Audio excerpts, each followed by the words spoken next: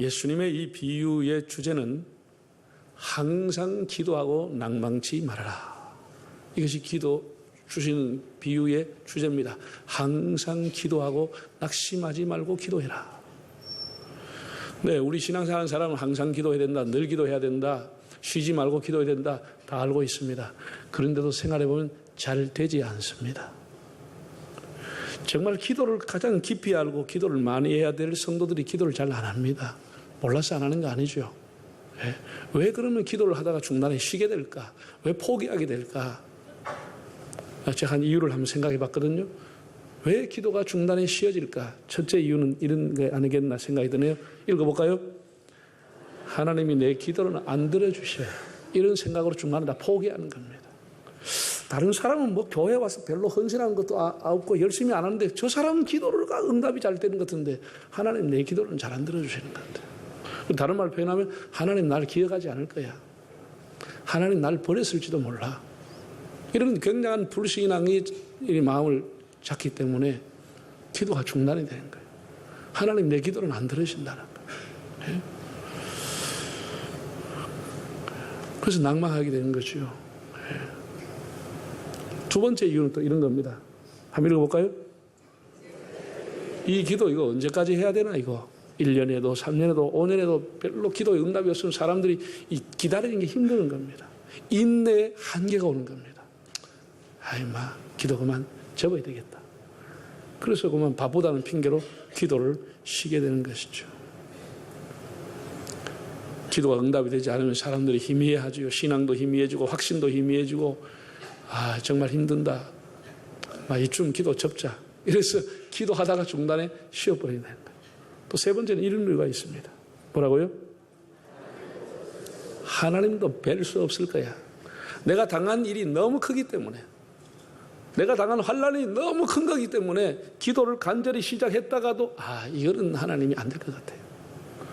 하나님의 능력을 자기가 제한하는 겁니다. 이거는 안 될 것 같다. 이것도 하나님은 이거 정도는 손 못 댈 것 같다. 이렇게 해서 간절히 기도하다가 그냥 기도가 어느 날 그냥 사라지고 마는 것. 또 네 번째 한번 볼까요? 뭐라고요? 나는 응답받을 자격이 없다고 생각하는 겁니다.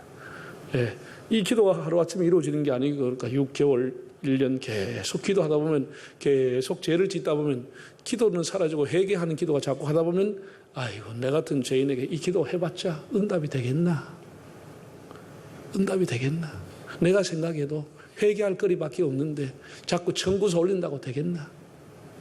그래서 기도하다가 나는 응답받을 자격이 없고 복받을 자격이 없다고 생각하고 스스로가 속단하고 기도를 포기해버리는 거예요. 이 다섯 번째 또 뭐라고요? 이게 가장 잘못되고 불신앙적이고 오만하고 교만한 생각이 이 다섯 번째입니다. 기도하는 사람들 사는 거 보니 지질이 못 사더라. 차라리 안 하고 사는 내가 더 낫다. 새벽마다 기도하는 것들 뭘 거짓말 잘하고 그래 하니 나는 기도 안 하고 난 정직하게 살란다. 이게 굉장히 교만한 거죠. 기도가 필요 없다고 생각하는 거예요. 기도하는 거 별 수 없더라. 나 기도 안 해도 뭐 사는 거 별로 애로 없고 그냥 뭐 평안하고 뭐 사는 게 괜찮은데 무엇을 가서 새벽가다 울고 짜고 그래 할 필요가 있냐. 굉장히 교만한 거죠. 굉장히 하나님 앞에 오만한 자세. 기도가 필요 없다고 생각하는 거예요. 기도가 필요 없다. 그저 어렵고 가난한 사람들이 하는 것이지 내가 뭐 먹고 살래 괜찮은데 무슨 기도가 필요하나. 이런 등등의 이유로 현대인들이 기도를 하다가 포기를 합니다. 예수님은 오늘 포기하지 말라는 겁니다. 예수님의 비유에서 불의한 재판관에 대해서 왜 예수님이 아무런 조치를 취하지 않았나 사람들은 여기에 대해서 굉장히 오해를 합니다. 아니 이렇게 가난한 가부를 멸시하고 무시하고 하나님 두려워하지 않고 사람도 멸시하는 이런 재판관을 끌어내야지 왜 이 사람 그냥 두냐? 왜 여기에 대해서는 예수님이 한마디도 하지 않았느냐? 사회 악에 대해서 자기 맡은 책무를 다하지 못하는 이런 사람을 왜 그냥 두느냐? 라는 생각을 사람들이 갖기가 쉽습니다. 여러분 본문은 기도에 대한 교훈이지 사회 악에 대한 교훈을 주는 게 아닙니다. 비유라고 하는 것은 한 가지 목적을 가지고 비유를 드는 겁니다. 기도에 대해서 교훈을 주는 것이지 지금 그 사람이 재판장의 임무를 잘하느냐 못하느냐 이걸 가지고 예수님이 논하는 얘기가 아닙니다. 그건 하나의 비유로서 들은 겁니다. 세 가지 교훈을 받고자 합니다. 첫째는 자 1절 한번 읽어보실까요? 예수께서 그들에게 항상 기도하고 낙심하지 말아야 할 것을 비유로 말씀하여 항상 뭐 하고요? 기도하고 뭐 하지 말아라? 낙심하지 말아라. 그걸 비유로 했다는 거예요. 그러니까 첫째 우리가 교훈은 낙심하지 말고 항상 기도하는 겁니다. 끝까지 기도하는 겁니다. 이 18장에 나오는 내용은 18장 단독으로 된 독립기절이 아니고 17장에서 이어진 내용입니다. 17장 마지막 부분의 내용은 이런 겁니다. 홍수의 대심판이 있기 전에 그리고 소돔과 고모라가 유황불로 멸망당하기 전에 사람들이 그때까지 흥청망청하고 살았다는 겁니다. 환란이 코앞에 다가오고 재앙과 심판이 눈앞에 와 있지만 사람들은 그걸 무시하고 흥청망청 살았는데 너는 환란의 때에도 하나님 앞에 기도하는 생활을 잊지 말아라. 세상 사람이 어떻게 사든지 거기에 낙심하지 말고 너는 기도하고 살아라. 이것이 이어지는 말씀입니다. 우리가 모든 관계가 끊어져도 기도의 생활을 끊어서는 안 되는 겁니다. 모든 것이 중단돼도 기도의 생활을 중단해서는 안 되는 겁니다. 지속적으로 우리 인생의 삶이 최후의 순간까지 호흡을 다할 때까지 할 수 있는 것이 기도라고 하는 것을 주님이 가르쳐 주고 있습니다. 오늘 주보에 여러분들 새해 사역 지원서를 넣어드렸습니다. 지난 한 해 동안도 우리 성도들이 예배나 또 교회 학교나 교회 주중에 여러 부서에 자원해서 많은 봉사를 해 주셨습니다. 감사한 일입니다. 새해도 여러분이 힘이 닿는 대로 한 사람이 한 부서 이상씩 자원해서 교회를 섬겨 주시기를 바랍니다. 우리가 교회를 섬기는 것, 몸으로 하는 것, 병들면 하고 싶어도 못하는 겁니다. 나이 들면 하고 싶어도 못하는 겁니다. 몸으로 하는 일, 병들면 못하고 나이 들면 못하는 겁니다. 돈으로 하는 일, 구제, 돈 없으면 못하는 겁니다. 마음이 있어도 못하는 겁니다. 우리가 성경 읽는 것, 눈이 침침해지면 읽어질 수가 없습니다. 그저 녹음기를 통해서 들을 뿐이지. 그것도 기마저 가버리면 읽지도 못하고 듣지도 못하게 되는 겁니다. 그런데 사람이 마지막까지 할 수 있는 것은 하나님 앞에 기도하는 것입니다. 돈 없어도 기도할 수 있습니다. 귀가 가도 기도할 수 있습니다. 눈이 멀어도 기도할 수 있습니다. 몸이 병들고 은퇴해도 기도할 수 있는 것입니다. 아멘 안 하죠? 돈 없어도 뭐해요? 기도할 수 있어요. 몸 병들어도 기도할 수 있는 겁니다. 끝까지 우리가 할 수 있는 것은 기도할 수 있는 겁니다. 기도할 수 있는 겁니다. 끝까지 할 수 있는 겁니다. 예수님이 본을 보였죠. 예수님 십자가 위에서 마지막으로 한 게 뭡니까? 아버지, 내 영혼을 아버지의 손에 부탁하나이다. 기도한 겁니다. 스데반이라고 하는 제자가 돌무더기 속에서 매를 맞아 죽어가면서 한 게 뭡니까? 주 예수여, 내 영혼을 받으시옵소서. 저들이 알지 못하고 하니 저들의 죄를 사하여 주십시오. 마지막으로 한 것이 기도라고 하는 겁니다. 이 기도의 가장 큰 장점과 힘이 어디 있냐? 마지막까지 할 수 있다고 하는 것. 끝까지 할 수 있다고 하는 것. 우리 호흡이 닿을 때까지 할 수 있는 것이 기도라고 하는 것. 여러분 낙심하지 말고 끝까지 기도하시기를 바랍니다. 50년 안 되면 60년 기도하는 거예요. 60년 안 되면 70년 기도하는 거예요.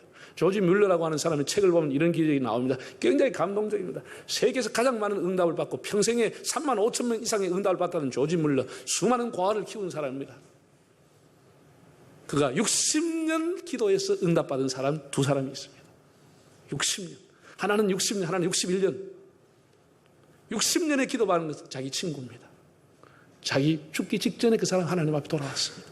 60년 동안 기도했어요. 그리고 61년 자기 죽고 난 후에 돌아온 것은 역시 자기 친구인데 자기가 죽고 난 이후에 돌아왔다는 겁니다. 다른 사람이 중간에 60년 기도해서 응답받은 사람도 있습니다. 죽을 때까지 기도하는 겁니다. 본문에 나오는 이 여인이 이렇게 많은 방해가 있었겠죠. 그러나 계속해서 날마다 문을 두드렸습니다. 지금 우리로 표현하면은 그 판사님 집을 알고 재판장 집을 알고 재판장이 출근하려고 하면 그 아파트 입구에 가서 판사님, 재판장님, 제 원한을 좀 풀어주세요. 제 너무 억울합니다. 제가 너무 힘들어요. 고통스러워요. 억울해요. 죽고 싶어요. 출근해서 차 타러 나오려고 하면 아파트 입구에서 웬 여자 나와서 재판장님 하는 거예요. 근데 퇴근하려고 퇴청하려고 하면 퇴청한 입구에 로비에 와가지고 판사님, 제가 너무 원한이 많습니다.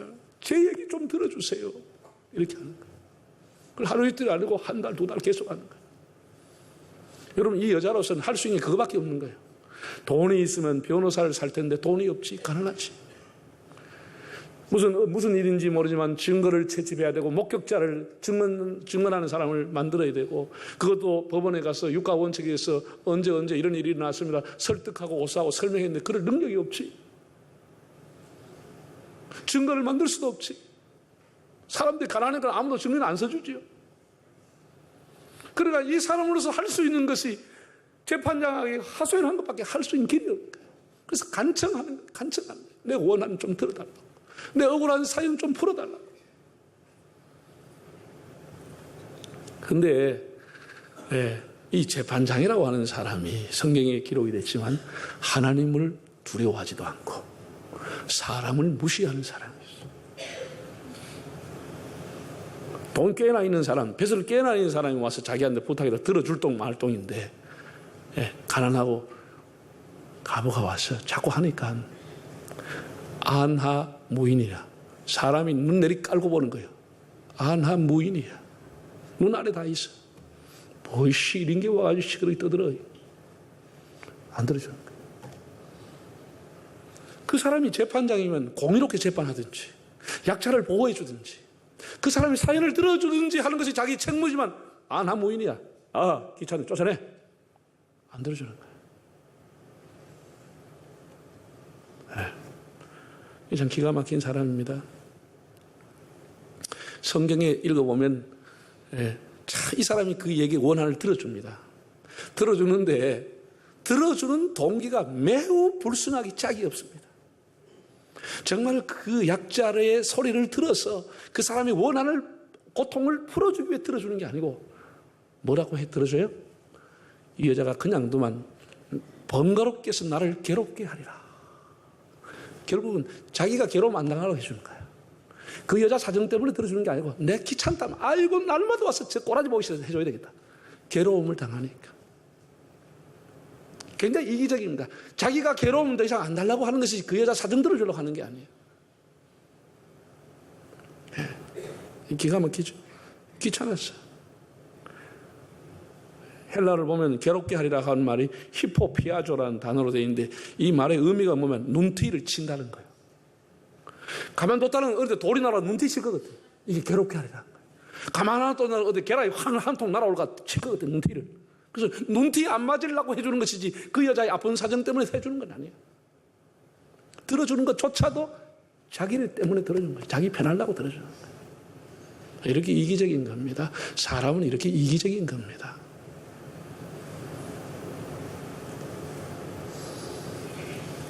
잘못하면 봉변 나갈까봐, 눈티 터질까봐. 그래도 주님께서는 우리에게 이런 비유를 하시면서 낙심하지 말고, 포기하지 말고, 무시당하더라도 계속해서 낭망하지 말고 기도하라, 기도하라. 따라합시다. 낭망하지 말고 기도하라. 그 교훈을 주신 거죠. 얼마나 멸시당했겠습니까? 얼마나 무시당했겠습니까? 사람들이 얼마나 쫓아냈겠습니까? 낭망하지 말고 기도하라, 기도하라. 두 번째 교훈입니다. 이 두 번째, 세 번째가 핵심적인 단어가 있는데 핵심적인 단어가 있습니다. 한번 7절을 읽어보실까요? 하물며 하나님께서 그 밤낮 부르짖는 택하신 자들의 원한을 풀어주지 아니하시겠느냐? 그들에게 오래 참으시겠느냐? 하물며 하나님께서, 하물며. 옛날 성경에는 보면 한문으로 한자로 항차 그랬어. 황차 더군다나 더군다나. 이 더더구나의 논법입니다. 더더구나. 예?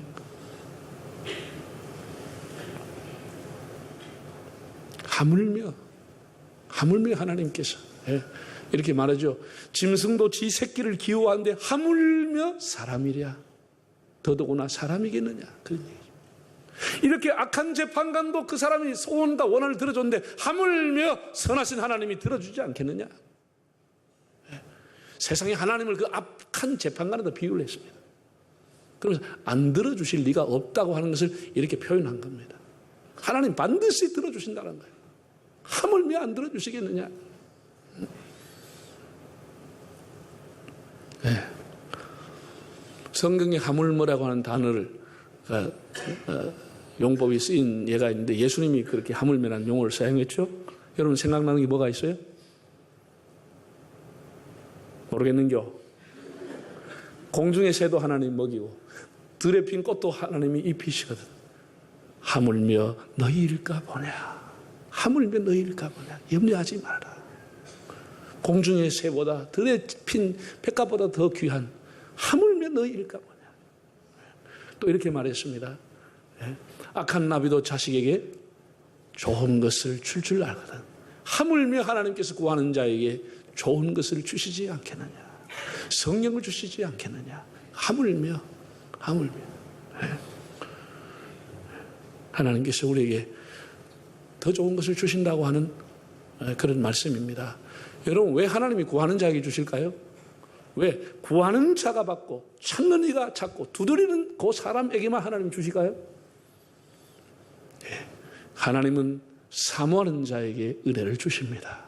사모하지 않는 자에게 은혜 주지 않습니다. 귀한 것을 모르는 자에게 하나님 은혜를 주시지 않습니다. 하나님의 은혜를 사모하는 사람, 하나님의 도움을 사모하는 자, 간구하는 자, 그에게 하나님이 은혜를 주시는 겁니다. 구하는 자에게. 하나님 우리 사정을 다 알지요. 그런데 하나님 앞에 전혀 구하지 않은 자에게 하나님이 주시지 않지요. 구해야 된다는 거예요. 그래도 너희가 구해야 할지니라. 구해야 된다는 겁니다. 여러분 지금은 그 어느 때보다도 기도해야 할 때입니다. 지금 온 나라가 2달 가까이 캄캄한 어두움이 덮고 있습니다. 하야와 탄핵을 소리지르고 있지만 쉽게 되지 않습니다. 여러 날 세월이 갑니다. 여러분 청와대 앞에 가는 길은 아무나 갈 수 있는 길이 아닙니다. 거기는 사람이 걸어서 거의 못 갑니다. 청와대 앞에 길은 차를 타고 그리고 일정한 속도를 가지고 지나가게 돼 있지 거기 사진 촬영도 할 수 없고 걸어서도 그 앞을 지나갈 수 없게끔 5m 간격으로 교통경찰이 서 있습니다. 경고하는 사람이 서 있습니다. 걸어 못 다니게 합니다. 그런데 그 앞에까지 수많은 사람이 갔습니다. 수많은 사람이 갔습니다. 한 사람이 결단하면 될 것 같지만은 결코 이 일은 쉽게 되지 않습니다.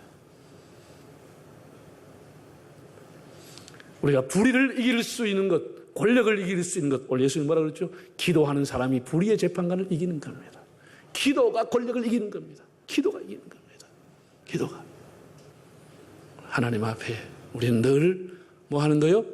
기도하는 거예요. 우리 사회 난제를 위해 기도하고 국가를 위해 기도하고 우리 가정과 자녀를 위해 잘 살든지 못 살든지 늘 하나님 앞에 엎드려 기도하는 겁니다. 우리 끝까지 할 수 있는 게 기도해 주는 겁니다. 자녀를 위해서도. 주님 이렇게 말했습니다. 밤낮 부르짖는 택한 자들의 기도를 들어주지 않겠냐. 택한 자라고 그랬어요. 택한 자. 아무나 간청한다고 되는 게 아니고 택한 자라고 그랬어요. 수많은 사람이 있지만 하나님 앞에 부름받은 사람, 하나님이 구원해서 불러준 그 사람들의 기도를 내가 왜 안 들어주겠냐, 그 얘기입니다. 하나님이 불러준 사람, 택한 자. 여러분 우리는 하나님 앞에 하나님의 이름을 부르고 기도하는 것 자체가 하나님 앞에 영광이 되는 겁니다. 우리가 하나님 앞에 영광 돌리는 게 여러 가지 있지만 하나님의 이름을 부르며 하나님 앞에 기도하는 것 자체가 하나님을 인정하고 하나님 앞에 영광을 돌리는 겁니다. 여러분 하나님을 아버지로 부르는 것 자체가 하나님 앞에 영광이 되는 겁니다. 아버지가 있는데 아버지를 안 불러주면 아버지가 얼마나 기가 차겠어요. 아버지를 안 불러.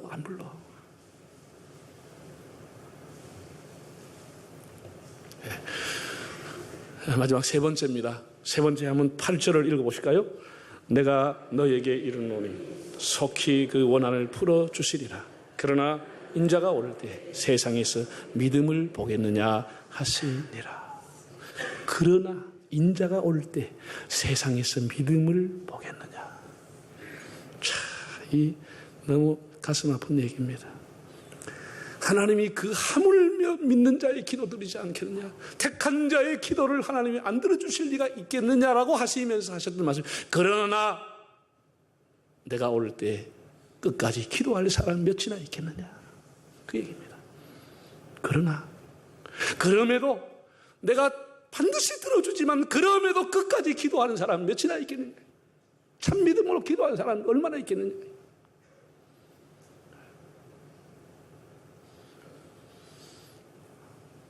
포기하지 말고 낙심하지 말고 중단하지 말고 기도하면 반드시 들어줄 텐데, 그럼에도 중단하지 않고 기도할 사람이 과연 얼마나 있겠느냐. 주님의 안타까운 그 심정이 들어있지 않습니까? 문제는 하나님이 아니고 누가 문제라고요? 내가 문제라고 하는 거. 내가 문제라고 하는 거. 바빠서 못 나오지요. 피곤해서 중단하지요. 그다음 뭐 시험들만 그만두지요. 이런저런 핑계로 그냥 다 기도 생활 그만두잖아요. 내가 올 때 참 믿는 자, 참 기도하는 사람이 있겠느냐? 끝까지 기도하는 사람이 있겠느냐? 주님 그렇게 말씀을 했습니다. 여러분, 기도에 대해서 우리가 오해를 하기 쉬운데 제가 다음 기회에도 말씀을 드리겠습니다만은, 이게 기도가 타종교에서 하는 걸 우리 교회가 그대로 고민 없이 가져와 있는 것 중에 하나가 기도는 소원 성취다, 이런 생각을 머릿속에 갖고 있습니다. 기도는 소원 성취라는 생각을 갖고 있기 때문에 자꾸 기도하다 힘이 빠지는 거예요. 그 기도의 그 기초가 아주 잘못된 겁니다. 기도는 성취가 목적이 아닙니다. 어떤 것을 이루고 응답받고 막 따먹고 성취하는, 이게 기도의 목적이 아닙니다. 10가지 기도 제목 적어놓고 하나씩 하나씩 지워나가는 게 이게 기도가 아닙니다. 우리가 옛날 사람들, 기도를 많이 하시는 분들, 에즈라 파운드라든지 이런 사람들의 책을 보면 기도는 하나님과의 교제다, 기도는 하나님과의 사귐이다, 이런 내용의 책들이 많습니다. 저는 솔직히 젊었을 때 그 내용을 몰랐습니다. 기도는 영혼의 호흡이다, 하나님과의 사귐이다. 저는 젊었을 때 열심히 그냥 산기도 하고 금식기도 하고 철학기도 하고 목이 시도록 가서 막 하면은, 그래서 응답받는 게 제일인 줄 알았습니다. 소나무 하나 뿌리 뽑고 그냥 목숨 걸고 그냥 생떼불에서라도 하나님 앞에 받아내면 되는 줄 알았습니다. 이 오늘 본문을 오해하기 쉬운 게 뭡니까? 이 생떼를 뿌려가지고 무조건 받아야 된다, 이런 생각이 굉장히 오해입니다. 기도는 그렇게 하는 게 아닙니다. 기도는 우리가 하나님과의 사귐입니다. 하나님하고 사귀는 겁니다. 뭘 하나님 앞에 성취하고 받아내려고 하는 것이 아니고 하나님의 품 안에 안기는 시간입니다. 어린아이가 엄마 품에 안길 때 가장 행복한 것처럼 그 기도하는 그 시간, 하나님의 품에 안겼어. 하나님과 교제하는 시간. 그래서 그 시간을 정하고 장소를, 지성소로, 나의 장소를 하나님 앞에만 드리는 지성소로 정한다 하면 그 사람이 가장 복된 사람이 되는 겁니다. 뭐를 자꾸 이렇게 성취라고 생각하니까 기도가 자꾸 중단되는 거예요. 따라합시다. 기도는 성취가 아니라 관계이다. 하나님하고 관계를 갖는 겁니다. 하나님하고 깊은 관계를 들어가는 겁니다. 그래서 하나님 품 안에 안기는 겁니다. 하나님하고 좋은 관계를 갖는 겁니다. 뭘 하나님 앞에 생떼를 뿌려 받아내는 게 아니고 하나님하고 평생 영적인 생명력을 공급받고 영적인 생명적인 관계를 하나님 앞에 갖게 되는 것이 기도라고 하는 겁니다. 우리의 기도의 목적이 하나님과의 관계입니다. 하나님과 깊은 관계를 맺기 위해서 기도하는 것이지 뭐를 따내기 위해서, 성취하기 위해서, 이루기 위해서 기도하는 게 아닙니다. 하나님과의 깊은 관계, 하나님과의 사귐, 하나님과의 교제, 이것이 기도의 목적이라고 하면 절대로 기도를 포기할 이유가 없죠. 하나님하고 좋은 관계를 가져야 하기 때문에 당연히 지속적으로 기도가 되죠. 하나님과의 관계를 갖기 위해서. 하나님께서는 우리가 하나님 앞에 드리는 기도는 영적인 이메일입니다. 하나님 앞에 이메일을 보내는 겁니다. 보내는 건데 하나님은 숫자를 제한하지 않습니다. 용량을 제한하지 않습니다. 하나님 앞에 늘 교제하면서 하나님 앞에 드리고 싶은 말씀을 이메일로 드리는 겁니다. 하나님이 이만큼 쌓아놓고 이메일 늘 보시고 우리에게 필요하면 때가 되면 그래, 얘가 이걸 했구나. 이게 우리에게 또 사인이 오는 겁니다. 사인이 오는 겁니다. 여러분, 오늘 성경 말씀처럼 하물며라고 한 것 반드시 하나님 응답하십니다. 그러나 끝까지 지속적으로 포기하지 않고 기도하는 것, 이것이 소중함을 깨닫게 됩니다.